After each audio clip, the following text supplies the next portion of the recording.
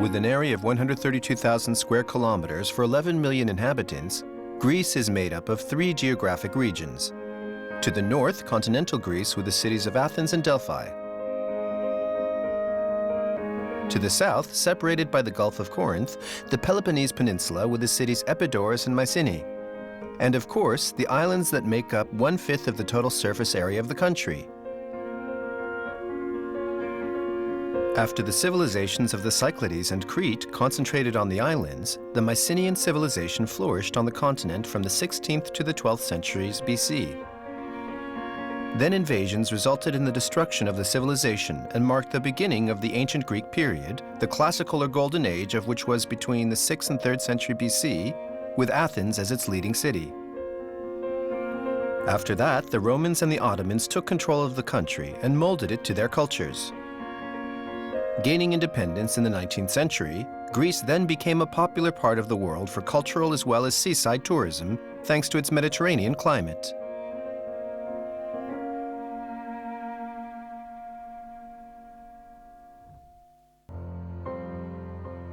The Acrocorinth is a natural fortress overlooking the Isthmus of Corinth and the eponymous city.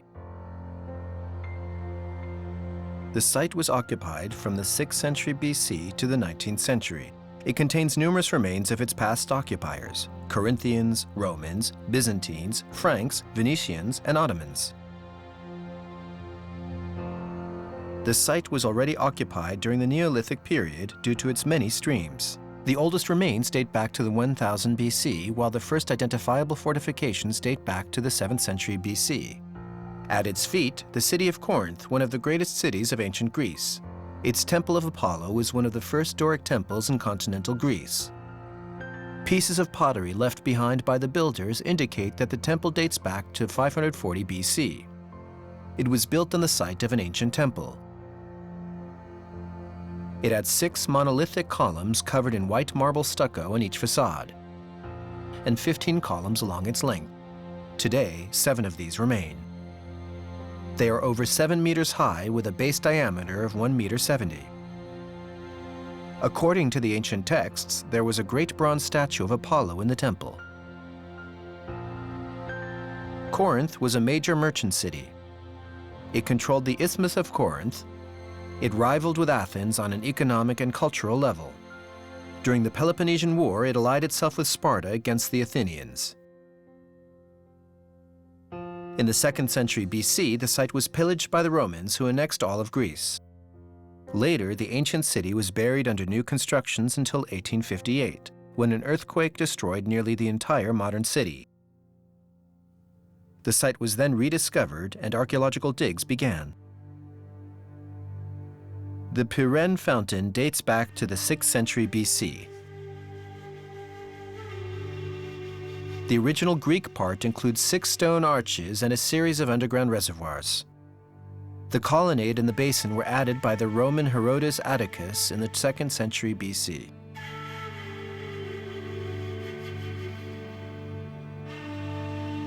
Corinth was made up of 3 areas: the Acropolis on the hill, the city itself on a lower plateau, and the port, which was linked to the city by Lycaon Road.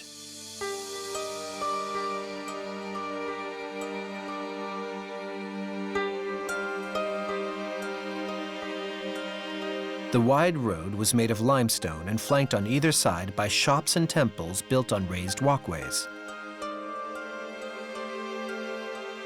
The road led to the Agora, the main square of the ancient city.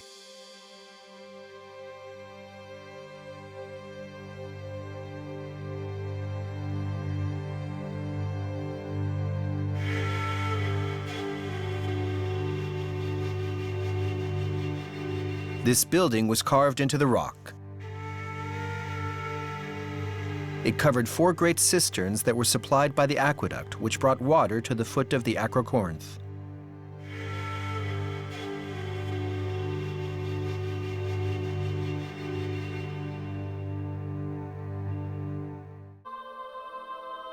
"65 kilometers south of Corinth, in a mountainous region, the ancient city of Epidaurus contained the sanctuary of Asclepius, the most famous site of Greek medicine. This site sheltered the best-known doctors, and here, as in all Greek sanctuaries, athletic and theatrical events were organized in honor of the gods. Remains of athletic equipment were found at Epidaurus, but the site is especially famous for its theater. The theater was built on a hill slope around 330 BC. Of all the ancient theaters, the theater of Epidaurus is the best preserved. Nearly all of the gray limestones are the actual originals. Only those on the wings have been restored. The stands are arranged in a hemicycle, with 55 rows separated into 2 levels by a corridor.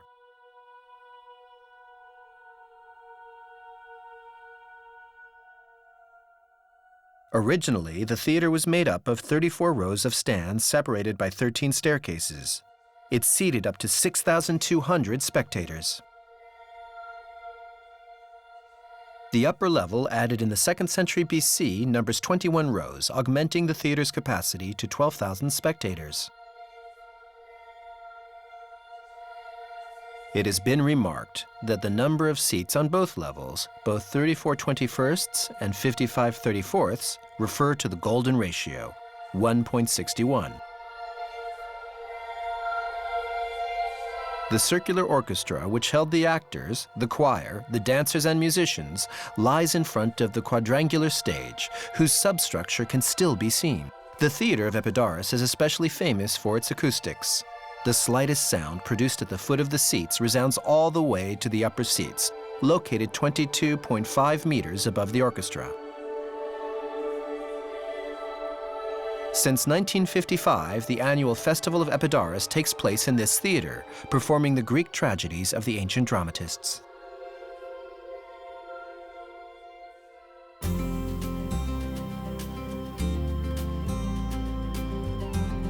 65 kilometers to the east is Poros, a Greek island near Argolis, the region at the eastern tip of the Peloponnese.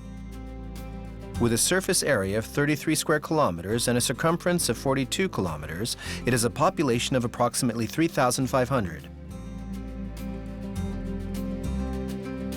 When you arrive in Poros, you are struck by the beauty of the place, the hill that overlooks the port, the harmony of the beautiful neoclassical houses set out like an amphitheater on the hill.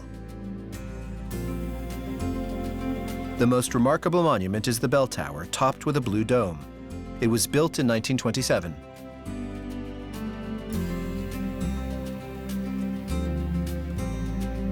Poros is separated from the Peloponnese by a narrow channel that is 250 meters to 400 meters wide. It seems that originally the island was linked to the continent. It is believed that it separated after an earthquake at the end of antiquity.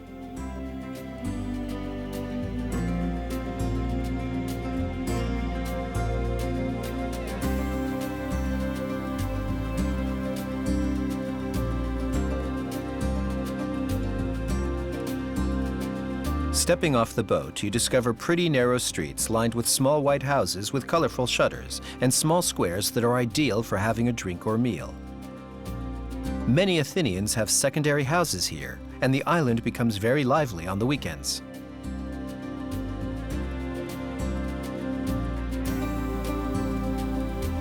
There are not many beaches on the island, but many small, welcoming coves enable vacationers to drop their anchors.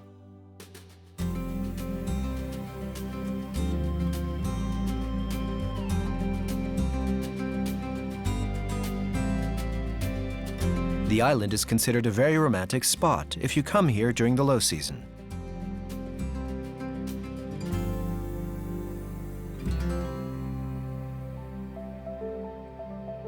On the east coast of Argolis, overlooking the town of Nafplio, Palamidi is a fortress nestled on the crest of a hill rising 216 meters high. The fortress was built by the Venetians during their second occupation of the region, between 1686 and 1715, before being seized by the Turks for 100 years. 2 of the 8 bastions that compose the fortified complex are still in good state. This one here was the residence of the garrison's chief.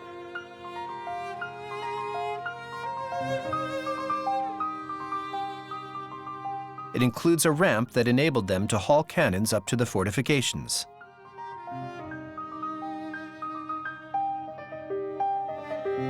In the courtyard, a small church is devoted to St. Andrew.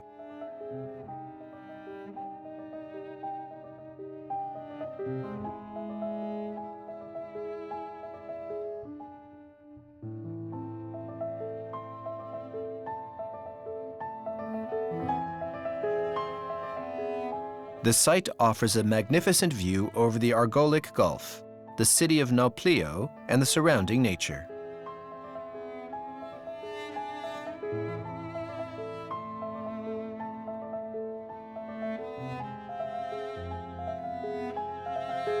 It is the reward after climbing nearly 1,000 stairs to reach the peak.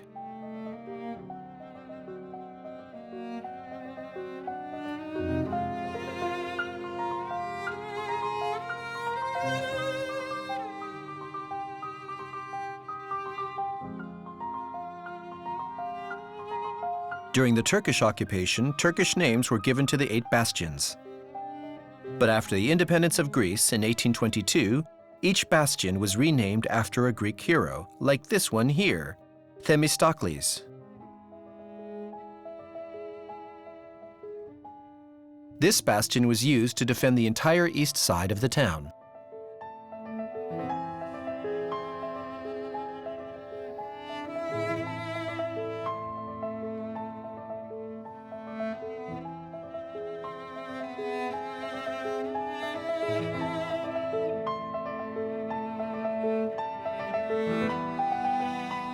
Previously the city's only defense, Bourtzi Fort guarded the entrance to the port.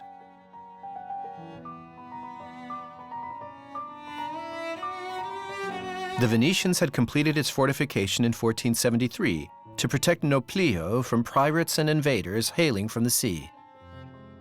Once it became Greek once again, it was used as a fortress until 1865, before becoming a prison, then a hotel, from 1930 to 1970.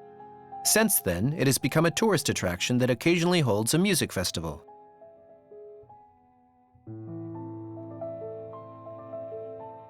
Nafplio is the capital of Argolid, the eastern region of the Peloponnese.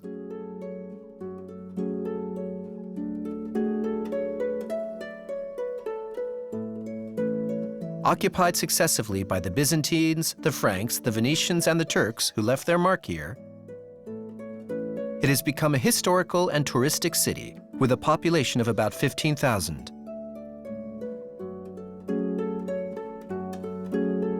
Its ancient old town is quite charming with narrow streets full of bougainvilleas.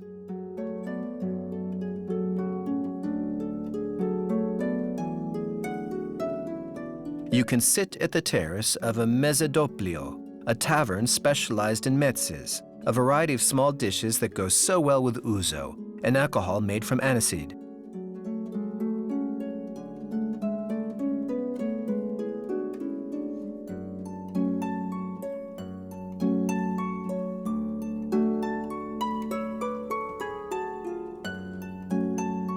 Nafplio perfectly illustrates the image of touristic Greece.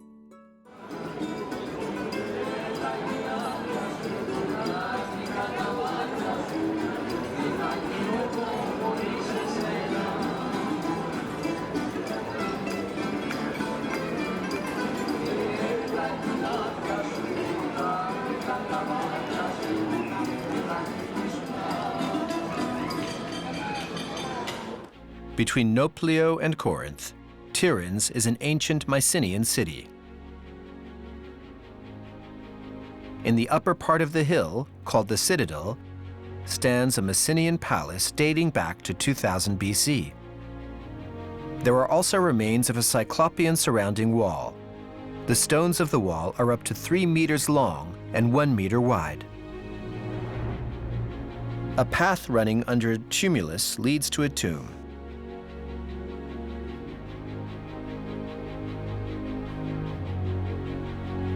This royal tomb in a shape of a beehive also reveals true skill in the art of construction.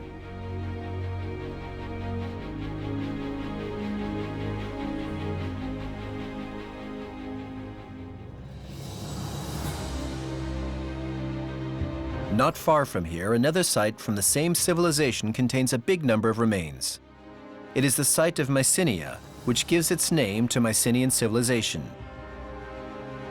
First of all, the grave circle. Numerous royal sepulchres were found within the two stone circles. Some of these are pit graves topped with a stone slab or a stele. The funerary materials found here, bones, arrowheads, daggers, masks, and jewels, indicate that the war chiefs and their families were buried here.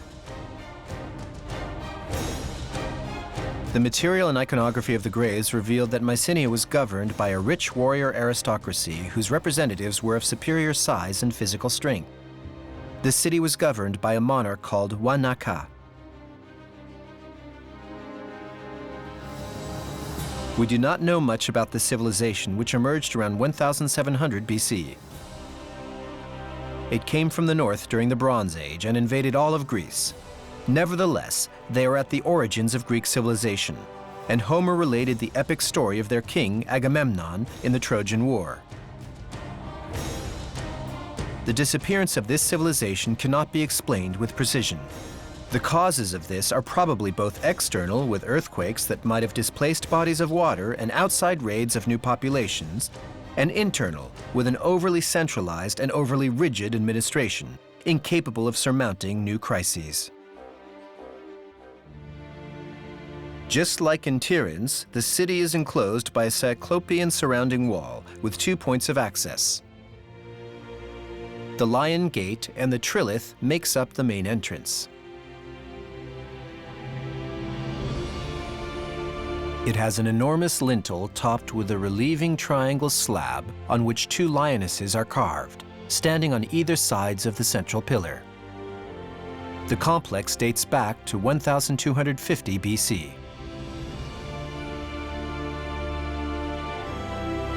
The royal palace, accessed by a very steep path, is located at the highest point of the citadel. There are few remains, but it seems to have been composed of 3 rooms, 2 vestibules and a ceremonial room that contained a circular central fireplace and a throne.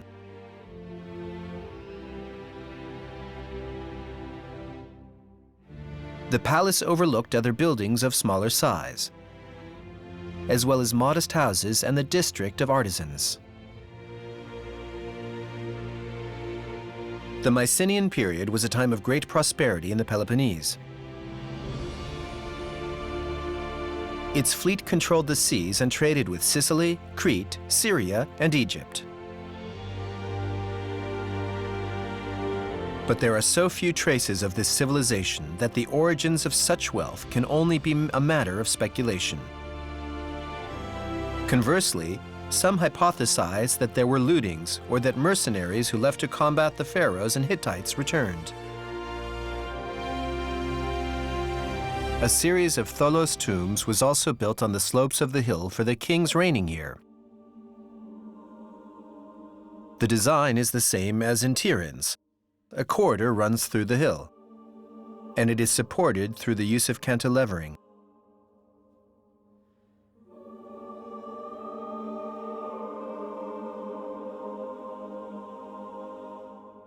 It has been estimated that over a year of work was required to erect such a sepulchre.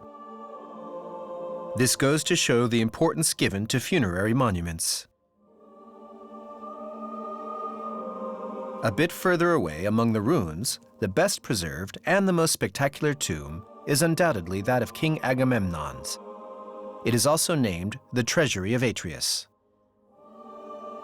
The tholos was accessed by an inclined and uncovered entrance, or dromos, made of dry stone walls and spanning a length of 36 kilometers.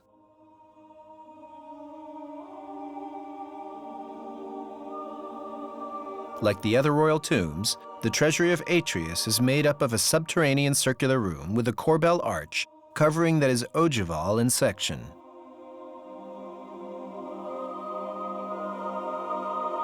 (13.5 meters high and 14.5 meters wide), it was the biggest dome in the world for over 1,000 years.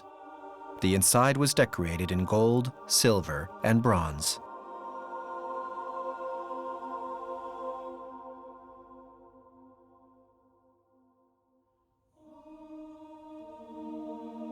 The ruins of Mycenae truly nourish our imagination due to the few things we know about this civilization of archaic Greece.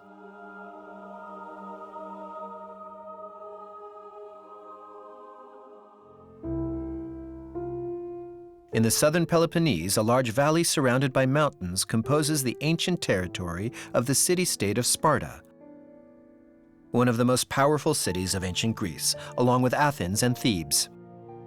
In the 5th century BC, it won the Peloponnesian War against Athens and came to hold a dominating position in ancient Greece.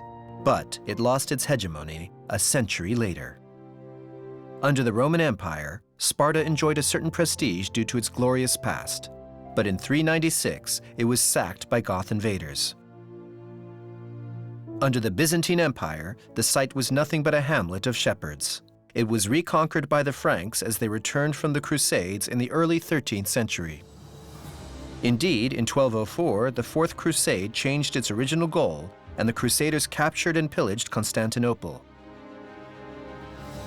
Then, the Byzantine Empire was divided among the new emperor, the Venetians, and the Crusaders. The Peloponnese was given to Geoffroy de Villehardouin, who then controlled Sparta and its region to settle down there. In order to ensure the security of his palace, Geoffroy's son, Guillaume, had a castle built on one of the surrounding hills. Thus Mystras was born. The forest and its ramparts were completed in 1249. Later, Mystras was governed by the sons and brothers of the Byzantine emperors. It even became the second biggest city of the empire after Constantinople. It was a great center of philosophical studies, attracting numerous intellectuals who influenced Renaissance Italy in the 15th century.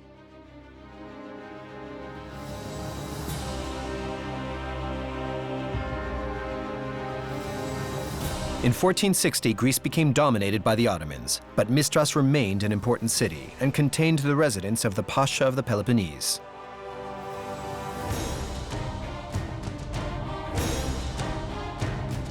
For 400 years, trade flourished here thanks to the development of silk production, among other things.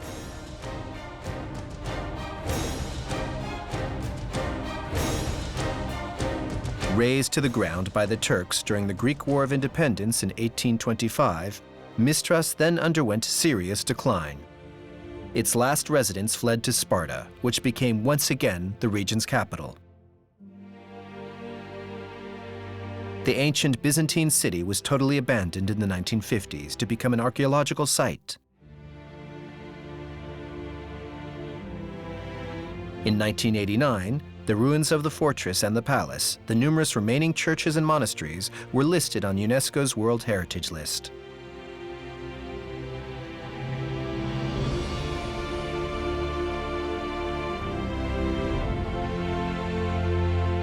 On the slopes of the promontory, touching Byzantine churches display their tumultuous history among the cypress and olive groves.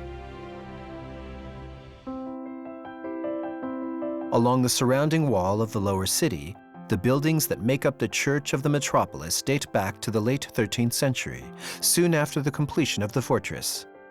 Nicephorus had it built after having purchased the surrounding lands and houses. The style is characteristic of this time, with its stones surrounded by a row of bricks. The church was enhanced in the late 15th century, and its domes reveal the Byzantine influence. The vaults of the ground floor are the originals.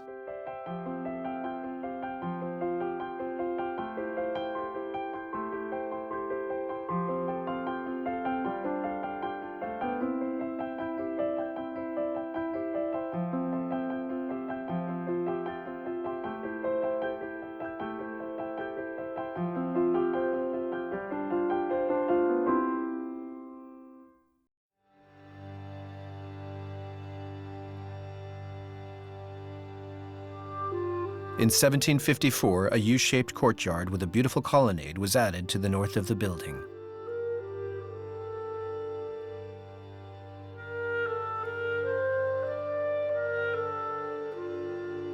This basilica, dedicated to Saint Demetrius, is divided into 3 naves by 2 rows of 3 columns.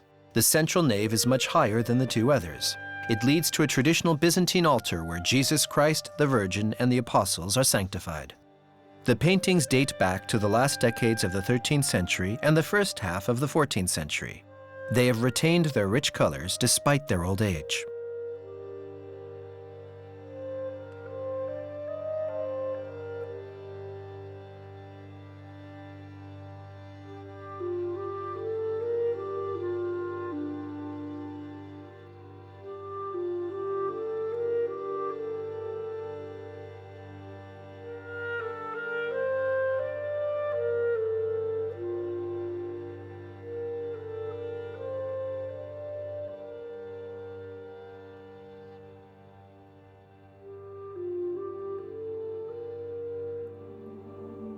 A sacred city, Mystras included numerous churches.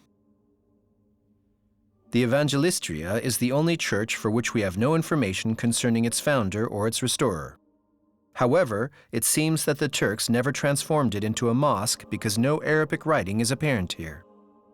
The church was built on a cross design probably around the late 14th or early 15th centuries.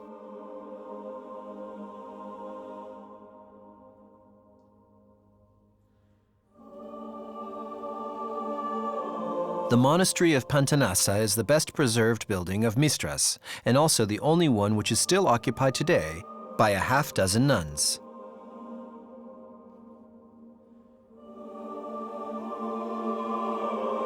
It was founded by Jean Frangopoulos, minister in 1424. The Frangopoulos were an important family of Mystras, of Latin origin but Hellenized with time.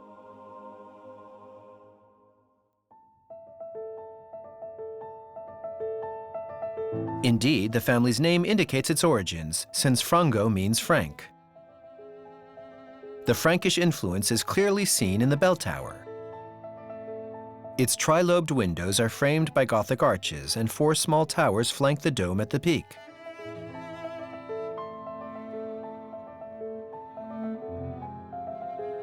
The facades include 2 rows of windows on the apses. They are narrow and Gothic on the lower level, and bigger on the upper level.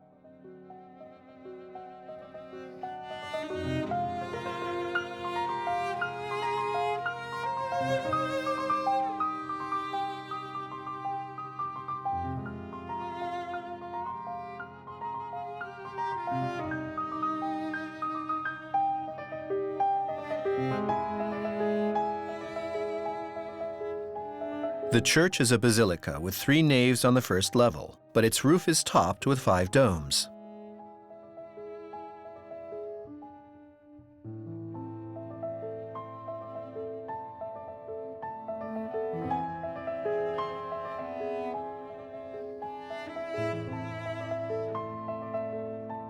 The original frescoes were completed by others in the 17th century. For the noble families of Mystras, building a church or a basilica was a way of affirming their status. And for those who were not aristocrats but became wealthy, it was a way to try to climb the social ladder.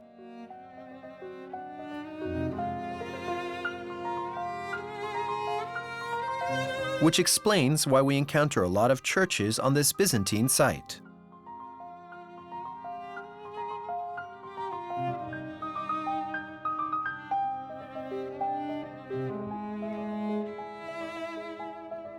This monastery is the last great building of the Byzantine period built in Mystras. It is a beautiful example of Mystras' 15th century architecture, with a combination of 3 traditions: local, Byzantine, and Frankish.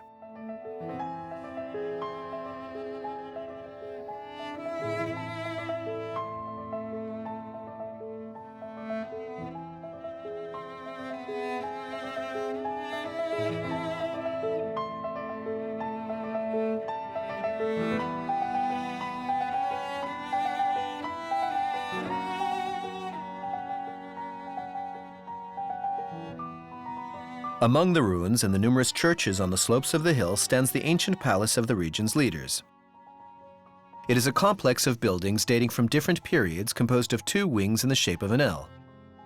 The throne room measures 36 meters by 10 meters. It was heated by 8 chimneys. Just behind the palace, the Church of St. Sophia was built after the Frankish period, around 1350, by the first Byzantine leader of the Peloponnese. It was designed to remind him of Constantinople, the capital of the empire, and the great Church of St. Sophia. On the north face stands a tower that originally numbered 3 levels. The colonnade of this facade was restored, as well as the church's dome. St. Sophia stands apart due to its high and narrow proportions, which emphasize its height. Light filters into the edifice only by a few narrow openings in the dome, and at the tip of each arm of the building's cross design.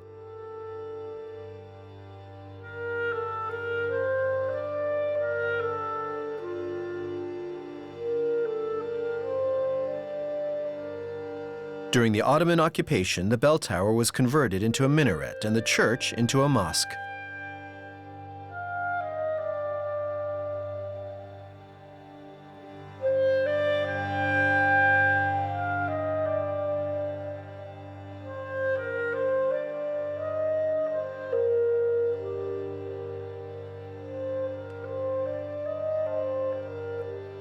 Inside the edifice, there are a few remaining sculpted decorations.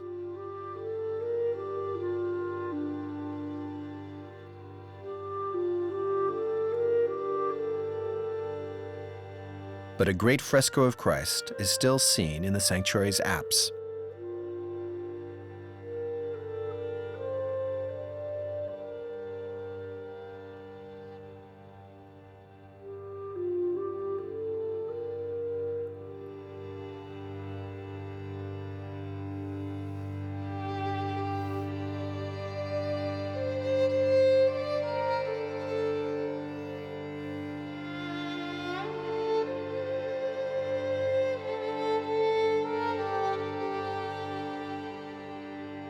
The church was built in the shape of a Greek cross.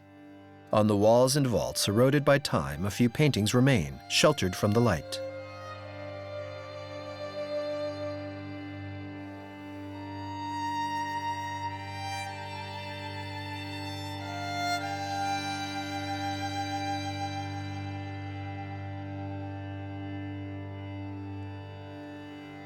And as in all the churches of this era, the ceiling displays the image of Christ surrounded by the apostles and angels.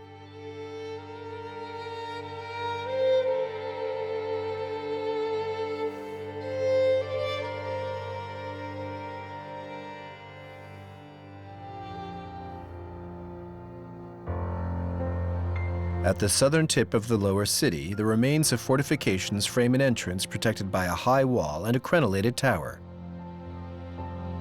Here, at the edge of the lower city, the monastery of Peribleptos and its church were built on the face of the cliff, in the prolongation of a cave. A part of the buildings are in ruins.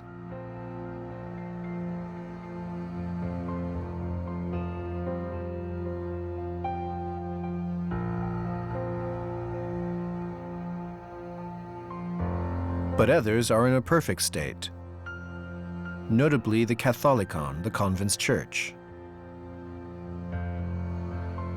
The uncommon location of this monastery is explained by the fact that a more ancient place of Christian worship had been established in the cave. The monastery was built in the 14th century with the goal of developing the primitive altar. The Frankish influence is revealed by the fleurs-de-lis that are seen in many areas, engraved on the apses.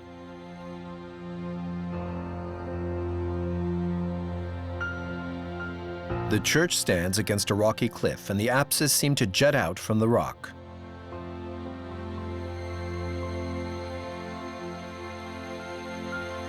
The church is designed on a Greek cross plan, with the dome supported by 4 pillars.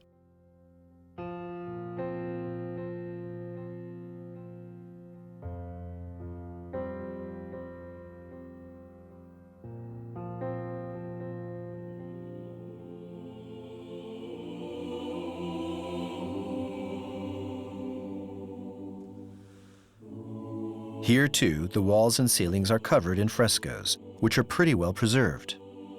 They depict Christ, the apostles,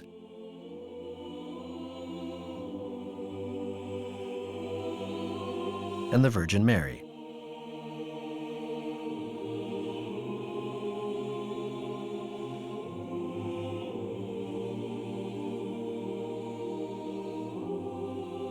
Among the paintings, a strange nativity scene depicts Mary lying down, facing us and turning her back on Jesus in a wooden cradle.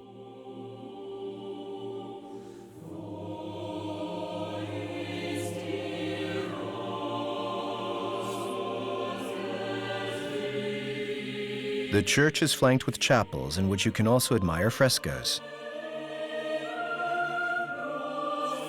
We have little information about the ruins of Mystras, but they nonetheless procure a beautiful, mystical voyage.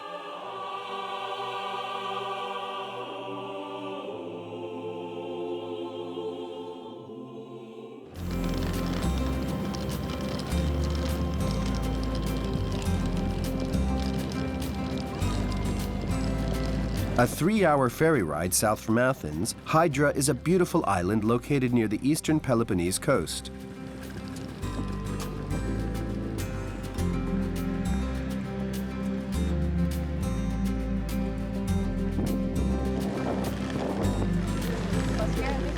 The site was an extremely cosmopolitan site over a long period of time, attracting celebrities and artists from around the world.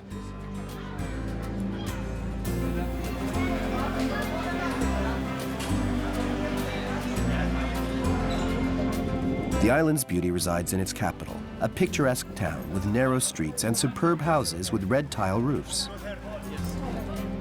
The town is located in a bay, sheltered in a nook of the hills, and it is not visible from the open sea. The affluence of these magnificent houses stems from the fact that during the 18th and 19th centuries, thanks to the island's powerful navy, many rich merchants and shipowners brought Venetian architects, carpenters, artisans, and masons in order to embellish their houses. These super constructions have been restored and stand as they were designed 2 centuries ago. Among these superb houses and villas stand adorable small houses built one next to the other, separated by narrow paved alleys.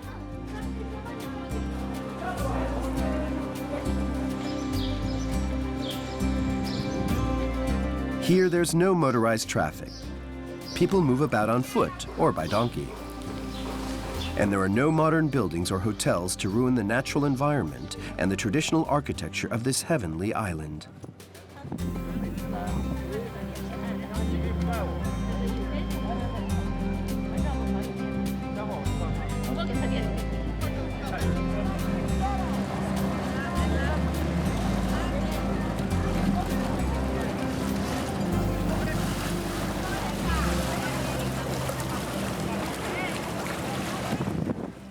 Another mystical center from another era is Olympia.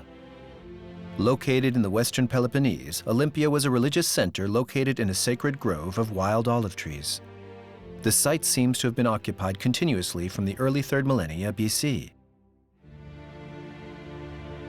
Olympia was not a city, it was a sanctuary dedicated to Zeus. It was inhabited exclusively by the staff of the temples and the priests. After the ban on pagan cults in 393 AD, the sanctuary was abandoned and earthquakes in the 6th century contributed to the site's definitive ruin.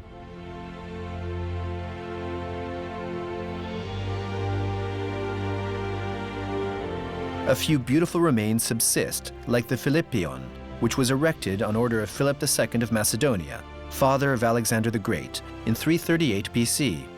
This round building with its Ionic columns contained the statues of the family and commemorated a military victory.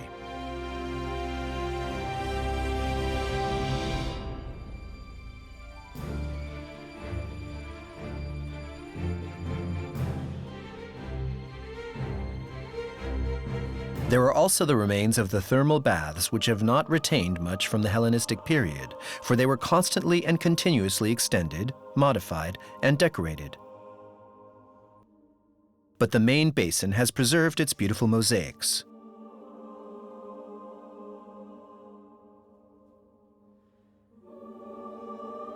The Heraeon, devoted to Hera, the wife of Zeus, was probably the first known Doric edifice in the Peloponnese.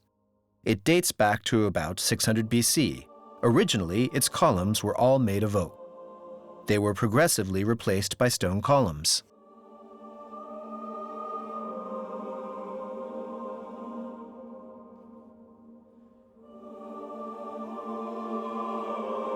The temple was 50 meters long, decked with 16 columns on each side.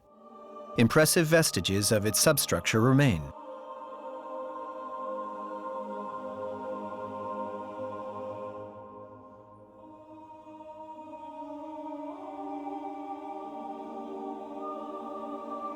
Inside stood a number of statues around the effigies of Hera and Zeus.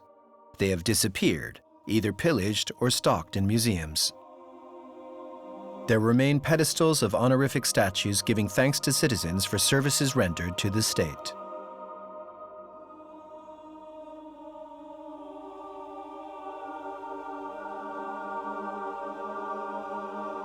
It is here in this temple that the torch of the Olympic Games was lit, and here the trophies were given to the winners of the events.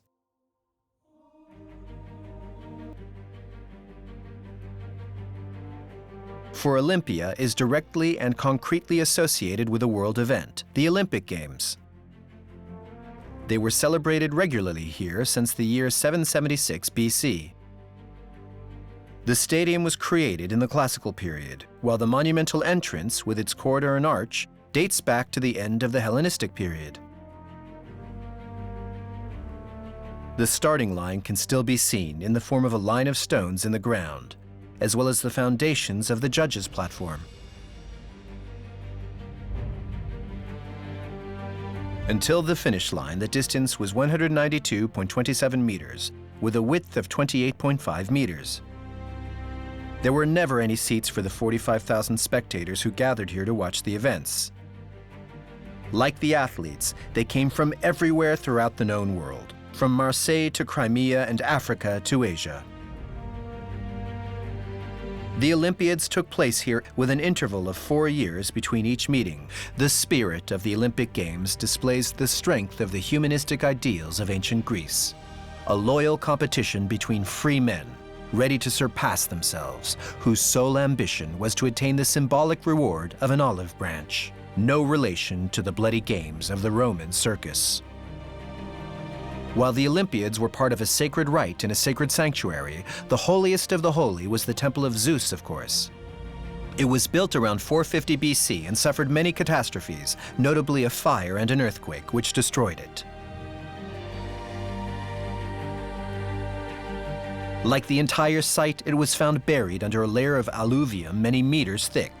It was a colossal 64-meter-long Doric temple, which contained one of the 7 ancient wonders of the world, a gold and ivory statue of Zeus, reaching 12.75 meters high.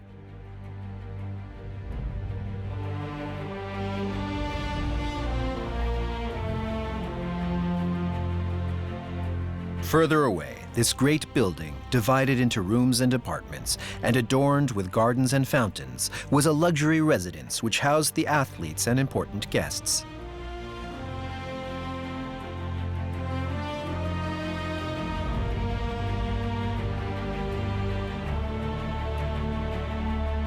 To the west of the Temple of Zeus are the remains of a building that has been identified as the workshop used by Phidias to create the gold and ivory statue of Zeus.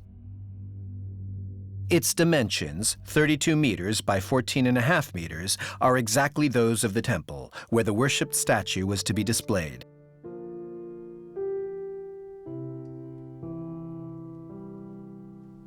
In the 5th century, a Byzantine church was built on its ruins. Its symbols and decorations can be seen here and there.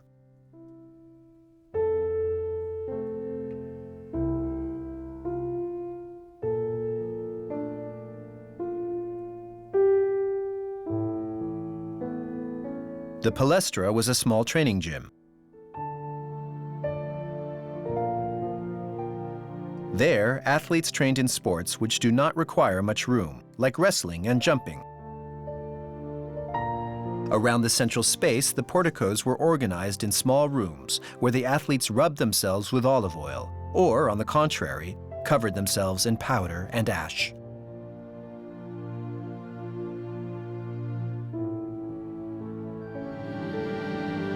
All the vestiges of Olympia are now contained in the Archaeological Museum, which houses the famous pediments of the Temple of Zeus.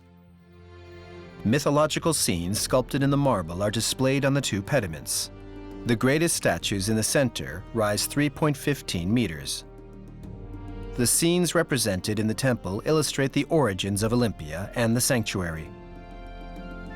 The west pediment represents Centauromachy, the Battle of the Lapiths, a legendary people of northern Greece against the Centaurs. This represents the victory of civilization over barbarism.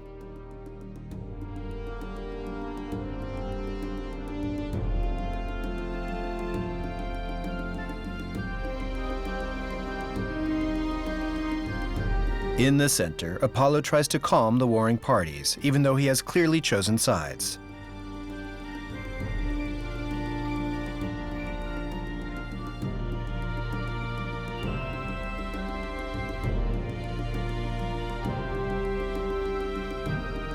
The east pediment has 21 sculptures representing the preparations of the chariot races, one of the founding myths of the ancient Olympic Games.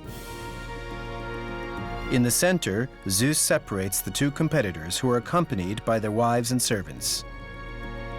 No trace of the bronze chariots nor of the characters' weapons has been found.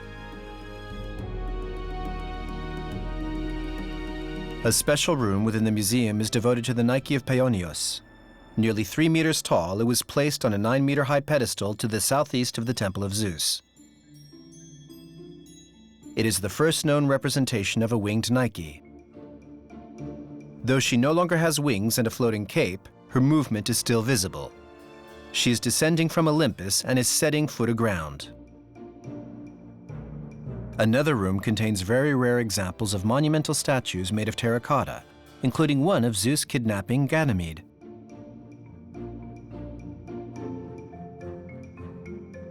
A beautiful head of Athena is also on display.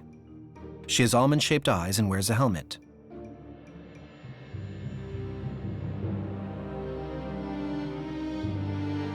A few statues come from the Roman occupation, like that of Agrippina the Younger, the mother of Emperor Nero.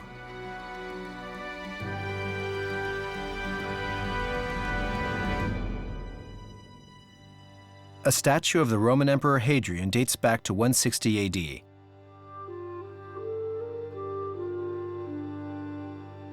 The she-wolf suckling Romulus and Remus is depicted on his breastplate.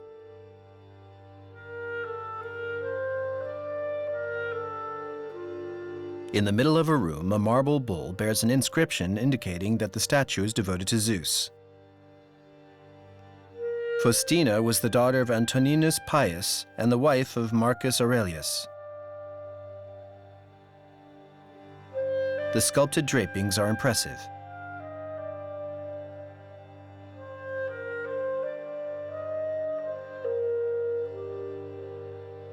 Lucius Verus was the adoptive brother of Marcus Aurelius. Together, they were co-emperors of the Roman Empire in the year 161 AD.